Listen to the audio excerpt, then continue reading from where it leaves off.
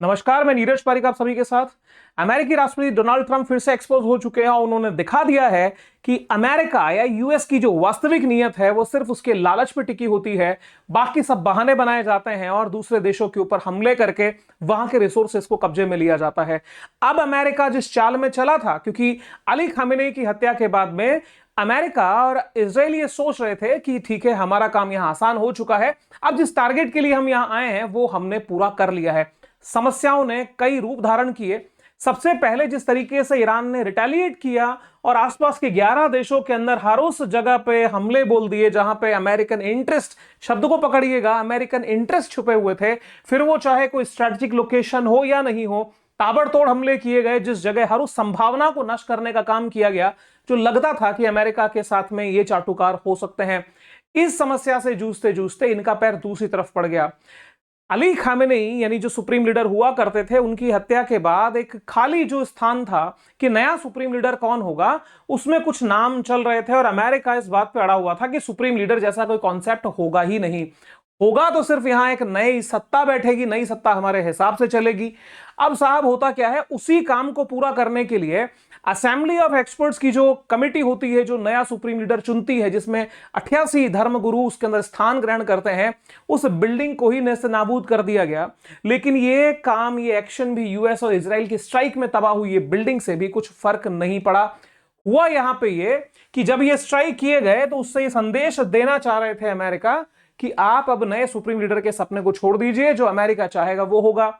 ऐसी स्थिति में जब मोज्तबा खामेनेई, जो कि अली खामेनेई के बेटे हैं, उनका नाम जब सामने आया, तब इस बात को लेकर के इजराइल ने कड़े शब्दों में एक बात कही थी कि हम नए सुप्रीम लीडर को भी मार डालेंगे, यानी उनका भी अस्तित्व हम रहने नहीं देंगे यदि बिना अमेरिका की मंशा या उसके सहयोग लिए किसी निर्णय को लिया जाता है। अब साहब, बदलती हुई स्थितियों ने अमेरिका को अपने खुद को आकलित करने के लिए मजबूर कर दिया।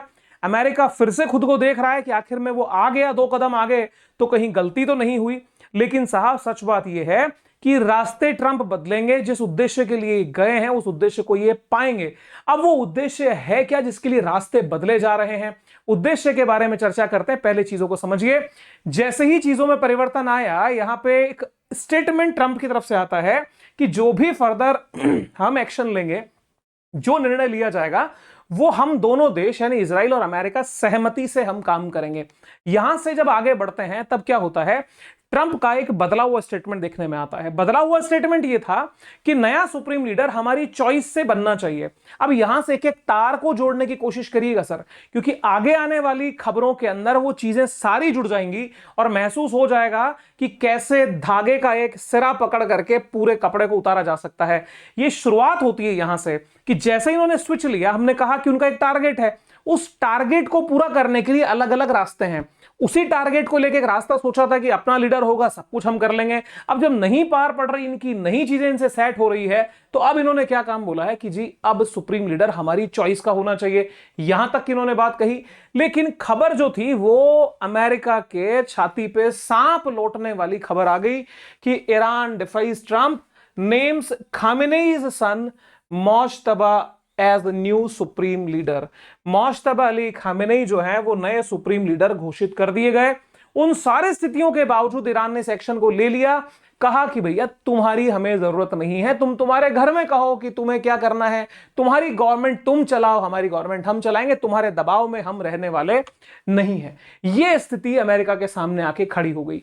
अब क्या होता है, इस स्थिति को चैलेंज के रूप में अमेरिका ले रहा है। अमेरिका के लिए परेशानी का सबब बन चुका है, क्योंकि अली खामेनेई के जिस एक्शन से या जिस एटीट्यूड से अमेरिका परेशान था, कमोबेश वही सारी चीजें रहने वाली है मोज्तबा खामेनेई के शासनकाल में। कारण क्या है कि इसमें अमेरिका की सहमति नहीं लेने का मतलब है कि हर वो काम किया जाएगा जो अली खामेनेई अपने शासनकाल में कर रहे थे। तो इनके लिए यह समस्या का सबब कारण बन चुका है। अब साहब, जो उद्देश्य होता है अमेरिका का, इकलौता एकमात्र उद्देश्य यहां से पैसा लूटना है। वो क्यों है, वो प्रूव यहां पे होता है। अमेरिका जब बात करता है कि जी मानवाधिकार, ईरान के लोगों के जो लिबर्टी है, उनकी फ्रीडम है, उनका राइट टू एक्सप्रेशन है, ये जो सारे फैंसी वर्ड बोल करके जो दुनिया भर के देशों में घुसपैठ करते हैं और अपने हिसाब से चीजों को सेटल करके लूटमार मचाते हैं। कितने ही एग्जाम्पल हम देख सकते हैं। यदि आपको रुचि है इसके काले कारनामों को समझने की तो ये वीडियो एक बार जरूर देखिएगा। 20 देशों की कहानी है। वीडियो खत्म हो तो इस वीडियो को प्ले करिएगा सर। खैर, अब यहां पे इस लालच की पूर्ति हो कैसे? अब लालच को प्रमाणित कैसे किया गया? क्योंकि अली खामेनेई की हत्या हो चुकी है, नया सुप्रीम लीडर आ चुका है, कह चुके हैं जी हम अपने हिसाब से चीजों को देखेंगे, रास्ता नया बनाएंगे। तो आप देखिए, इन्होंने कहा है US want strike Iran energy, मतलब ईरान की जो एनर्जी एस्टैब्लिशमेंट है, यानी उसके जो फ्यूल रिजर्व हैं या तो उसके ऑयल रिजर्व जहां पे तेल निकलता है, उसकी रिफाइनरीज हैं, उसकी जो मशीनरी है जो पेट्रोलियम और क्रूड ऑयल से रिलेटेड है, उसको हम खत्म नहीं करेंगे। अब एक सवाल खड़ा होता है, यदि आपकी दुश्मनी ईरान की उस रिजीम से है जो जनता के लिए घातक है, जो जनता को तबाह करना चाहती है, तो उसके पंख तो काटने होंगे ना। क्योंकि आपने अगर पेट्रोलियम सेक्टर को, उसके एनर्जी सेक्टर को नुकसान नहीं पहुंचाया तो क्या होगा? होगा ये कि ये पेट्रोलियम बाहर बेचेंगे और पैसा कमाएंगे। पैसा कमाएंगे तो हथियार लाएंगे, हथियार लाके परेशान करेंगे वहां की जनता को। ये मैं ट्रंप की तरफ से जो इनका जो परसेप्शन है उसके ऊपर कटाक्ष कर रहे हैं, समझिए। क्योंकि आपने भारत पे और चीन पे, बाकी देशों पे, ब्राजील सहित इन देशों पे दबाव डाला था यूक्रेन के कॉन्टेक्स्ट में कि you are feeding the war machine, you are funding the war machine. जब आप यूक्रेन के केस में रशिया पे दबाव डालते हो कि तुम पेट्रोलियम नहीं बेच सकते क्योंकि उसके पैसे से आप क्या करोगे? हमले करोगे यूक्रेन पे। तो ये जो एनर्जी के ऊपर आप कह रहे हो आप हमला नहीं करोगे, वो इसलिए नहीं करोगे क्योंकि आपके लालच है, इस पे कब्जा करना चाहते हो। वरना यदि तुम्हारा टारगेट ये होता कि इस देश को कमजोर करना है तो सबसे सीधा सरल निशाना होता उसके एनर्जी इंफ्रास्ट्रक्चर को यदि तहस नहस किया जाता तो ईरान की आर्थिक स्थिति बिगड़ती। पर इनके मकसद कुछ और है, जनता बहुत पीछे है। प्रमाणित करने के लिए ये खबर देख ली जाए सब। एक एक खबर पे चलते हैं। सबसे पहले 7 मार्च की ये खबर है, ईरान में जमीन पर उतर सकती है अमेरिकी सेना, डोनाल्ड ट्रंप बना रहे सैनिक भेजने का प्लान। तो क्या ये जो सेना का प्लान है ये जनता की रक्षा के लिए है? क्या ये जनता के जो अधिकारों की बात करेगा? हो सकता है, लेकिन हो सकता है क्या? चीजों को देखिए। इसे बात को लेकर के ये अपने टीम मेंबर्स के साथ में बैठे और चर्चा हुई तो खबर ये बनी कि ईरान में हवाई हमलों के साथ अमेरिका जमीन पर भी सेना उतार सकता है। बहुत अच्छी बात है, लेकिन यहां लाइन शुरू होती है सारी यहां से जो इनको पूरा क्या बोले औकात इनकी दिखा देगी। यह योजना किसी बड़े पैमाने पर आक्रमण की नहीं है, ठीक है, बल्कि विशेष रणनीतिक मिशनों के लिए सीमित संख्या में सैनिकों को तैनात करने पर केंद्रित है। इस बारे में अभी कोई अंतिम निर्णय नहीं लिया गया है। मतलब आप लार्ज स्केल पे वॉर नहीं करोगे, स्ट्रैटेजिक मिशन पे आप जाओगे। तो कैसे स्ट्रैटेजी और कैसा मिशन? सर देखिए, चोरी सामने इनकी आ गई है। सूत्रों के हवाले से की गई रिपोर्ट के अनुसार ट्रंप ने युद्ध के बाद के ईरान के लिए एक संभावित योजना बनाई है। युद्ध के बाद मतलब उसकी सरकार में अपना पैर फंस जाए बस, चाहे ये इस्लामिक सत्ता स्वीकार कर लें अमेरिका को या तो बदल के स्वीकार कर लें। ईरान के यूरेनियम भंडार को सुरक्षित करना, वाह जी वाह। दूसरा, नई सरकार, ईरानी सरकार के साथ तेल उत्पादन में सहयोग करना। आप देखो ना कितने बढ़िया शब्द उठा के डाले हैं। तेल उत्पादन में सहयोग करना, यूरेनियम भंडार को सुरक्षित करना, दोनों के लिए एक शब्द में लिखूं तो कुल मिलाकर के चोरी करना। सीधी कहानी तो यही है। यह मौजूदा अमेरिका वेनेजुएला तेल व्यवस्था के समान होगा। अब आप बताइए यहां पे कौन सी बात ये प्रमाणित करने में पीछे रह रही है कि अमेरिका की नीयत यहां के रिसोर्सेस को लूटने चोरी करने के अलावा कुछ नहीं है। अब आप यहां पे एक शब्द से और वाकिफ होइए, यूरेनियम भंडार को सुरक्षित करना। प्रश्न बड़ा खड़ा होगा, उस प्रश्न पे भी मैं आता हूं। उसके पहले आप इनके दर्शन कर लीजिए। ये अमेरिका के सीनेटर हैं, ठीक है। अब अमेरिका के सीनेटर हैं, दिल के शायद साफ रहे होंगे। ये महोदय, इनका नाम है लिंडसे ग्रैहम। पहले भी इनकी चर्चा मैंने मेरे वीडियोस में करी है। लिंडसे ग्रैहम एक टीवी प्रोग्राम में जाते हैं, इंटरव्यू में उनसे सवाल कर लिया गया। साफ मन के आदमी थे, होंगे मणिशंकर अय्यर जैसे। दिल से खुल के कह दिया और कह के बोला कि ईरान के तेल पर कब्जा करेगा अमेरिका। डोनाल्ड ट्रंप के करीबी सीनेटर ने टीवी पर बैठकर बता दिया हमले का मकसद।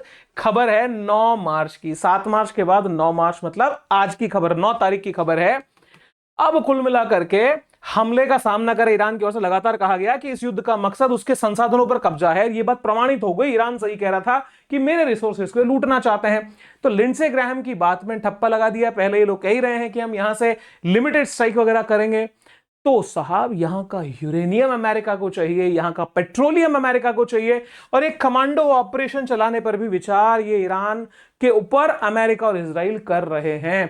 तो साहब ट्रंप से एक सवाल, इनकी असल औकात का प्रदर्शन अब होगा 2 मिनट के अंदर। ट्रंप ने जिस समय पे अटैक किए थे ईरान के ऊपर, आपको याद होगा उस समय पे बड़ा शानदार तरीके से ट्वीट भी आ रहे थे व्हाइट हाउस की तरफ से कि भैया हम स्ट्रैटेजी रूम में बैठे हैं। और ये 21 जून 2025 की घटना है जब इन्होंने फोर्डो, नतांज और इस्फहान जैसी ईरान की जो बड़ी न्यूक्लियर साइट्स है उनको टारगेट किया था। अमेरिका ने क्यों टारगेट किया था? क्योंकि इजराइल के ये बस की बात नहीं थी। क्यों नहीं थी? क्योंकि ये जो साइट्स थी साथियों, ये साइट्स जमीन से बहुत गहराई पे बनी हुई थी। उसके लिए अमेरिका ने अपने B-2 बॉम्बर्स को छोड़ा था, जिन्होंने GBU-57 बंकर बर्स्टर बम गिराया था। ये बॉम्ब की सर वेट देखो 13 टन का तो ये है, और 2 टन का ये एक्सप्लोसिव यानी बारूद जो बम धमाका करने के लिए चाहिए 2000 किलो ये वजन लेके जाता है। टोटल वजन आप देखो 13 टन का ये वजन का है। इसको छोड़ा, और ये जब ये छोड़ा उसके बाद में इन्होंने एक पोस्ट किया सोशल मीडिया प्लेटफॉर्म पे। इसमें इन्होंने बड़े शान से लिखा कि we have completed our very successful attack on 3 nuclear sites in Iran including Fordow, Natanz and Isfahan. All planes are now outside the Iranian space. A fully payload of bombs were dropped on the primary site. समझिएगा कि जो शानदार ये जो payload से जो हमारे bomb थे ना, बिल्कुल प्रॉपर साइट पे हमने गिरा दिए हैं. All planes are safely on their way home. Congratulations to our great American warriors. अभी कितने ग्रेट है वो देखना. There is not another military in the world that could have done it. ठीक है सर, ऐसी कोई सेना नहीं है जो इतना सक्सेसफुल ऑपरेशन करती. सक्सेसफुल ऑपरेशन का मतलब ये कि नतांज, फोर्डो और ये जो हमले यहां हुए, इनके अंदर जो गहराई में जाके न्यूक्लियर बॉम्ब के लिए जो इनका एस्टेब्लिशमेंट था उसको तबाह कर दिया. ऐसा काम करने वाली दुनिया में कोई आर्मी है ही नहीं. इसलिए अब जो समय है वो शांति का समय है. तो साहब जब शांति का समय आ चुका था, जब यूरेनियम खत्म हो चुका था, उसका न्यूक्लियर एस्टैब्लिशमेंट खत्म हो चुका था, तो फिर ये नया ड्रामा काहे को शुरू किया. और जब आप खत्म ही कर चुके हो तो फिर अब सिक्योर किसे करना चाहते हो? जब आप कहते हो यूरेनियम को सुरक्षित रखना, समझिएगा सर ये उस समय फेल हो गए थे. उस समय भी ईरान की तरफ से पोस्ट किया गया था ट्वीट पे. देखिए क्या यहां पे है, the enemy is under dilution that it has damaged our nuclear installation. उसे लगता है बेवकूफ को कि उसने हमारे न्यूक्लियर एस्टैब्लिशमेंट खत्म कर दिए, लेकिन वो भ्रम में है. We had timely moved all strategic materials to secure location. Uranium is still fully under our control. The enemy is striking at mere smoke. मतलब जो यूरेनियम सारा हमारे कब्जे में है, ये उस समय जून के अंदर बात थी. और जो दुश्मन है वो केवल धुएं में, जिसको अपने यहाँ कहा जाता है धूल में लठ मारने वाली बात है. सांप कहां है, धूल में लठ मार रहे हो, यहां होगा वहां होगा, पता नहीं. तो बेवकूफी का चरम यहां पे हुआ. और कुल मिलाकर के सीधी बात कही थी कि हम तैयार थे, तैयार हैं और तैयार रहेंगे अमेरिका से युद्ध के लिए. तो उस समय की गई वो सारी स्ट्राइक एक तरह से ड्रामा था, और ये अमेरिका की जनता के सामने भी एक्सपोज हो गया, क्योंकि अब इनको डर सताने लगा है कि अगले इनके मिड टर्म इलेक्शन का क्या होगा. तो साहब ये सवालों के बीच में घिरे ट्रंप के लिए नए सुप्रीम लीडर आके खड़े हो गए. इनका न्यूक्लियर वाला प्लान इनका ओपन हो गया, लीक हो गई खबरें. दूसरी बात, पहले ये बर्बाद किए थे या ये खुद बर्बाद हुए थे, दुनिया में झूठी इन्होंने अपनी शान बिखेरी थी, उसको लेके एक्सपोज हो गए. दूसरी समस्या इनकी एक और आके खड़ी हुई, वो देखिए. आपको इस बात का पता होगा, हमने चर्चा की थी हमारे पिछले 1-2 दिन पहले वाले वीडियो में, कि ईरान को परेशान करने के लिए एयर स्ट्राइक्स तो अमेरिका और इजराइल कर ही रहे हैं. जमीन से हमला किया जाए उसके लिए इन्होंने एक फूट डालो और राज करो वाली, डिवाइड एंड रूल वाली पॉलिसी की. इन्होंने कहा कि जो कुर्दिश हैं, जिनका तनाव इस पूरे रीजन के अंदर इराक में भी रहा है, सीरिया में भी रहा है, टर्की में भी रहा है और ईरान में भी है, उन कुर्दों को क्यों ना खिलाफ करके लड़ा दिया जाए. CIA ने कहा कि भाई जो खुफिया एजेंसी है यूएस की, ने कहा कि हम आपको हथियार वगैरह देंगे, आप फुल एकदम फाइट करिए. मामला इनका सेट था. लेकिन ये जो कुर्दों के इलाके फैले हुए हैं, सीरिया के कुर्दों ने खबर की ईरान के कुर्दों को कि भैया थोड़ा बच के रहना, ये गद्दार किस्म के लोग हैं, यानी तुम कहीं इनके चक्कर में आके अपने यहां की सरकार से लड़ लोगे, भले तुम्हारी दुश्मनी है, तुम इसके किस सत्ता के रिजीम के खिलाफ हो, लेकिन जिसके लिए लड़ोगे वो एक नागनाथ है तो दूसरा सांपनाथ है। मतलब तुम सीरिया वाले कह रहे हैं ईरान वाले कुर्दों को बेमतलब इसके चक्कर में आना मत, खुद का घाटा करवा लोगे। रॉयटर्स ने इसको कवर किया, Syria's Kurd caution Iran Kurd against alleging with US against Tehran. यानी आरोप लगाया है कि अमेरिका धोखेबाज है, ईरान के कुर्दों तुम्हारे भाई जिसको हम इस दंश को झेल चुके हैं, इस जहर का घूंट पी चुके हैं, तुम इसके चक्कर में मत आना। कहानी को थोड़ा विस्तार से समझिए। सीरियाई कुर्दों का दावा है कि अमेरिका ने पहले उन्हें इस्तेमाल किया और इस्तेमाल करके बाद में छोड़ दिया। अमेरिका पर भरोसा मत करो, वो अंत में तुम्हें छोड़ देंगे। कहानी आपके सामने पीछे लिखी हुई है। अब ये कब कब कहां कहां आखिर में इनका अनुभव क्या था अमेरिका के साथ, उसे समझना पड़ेगा।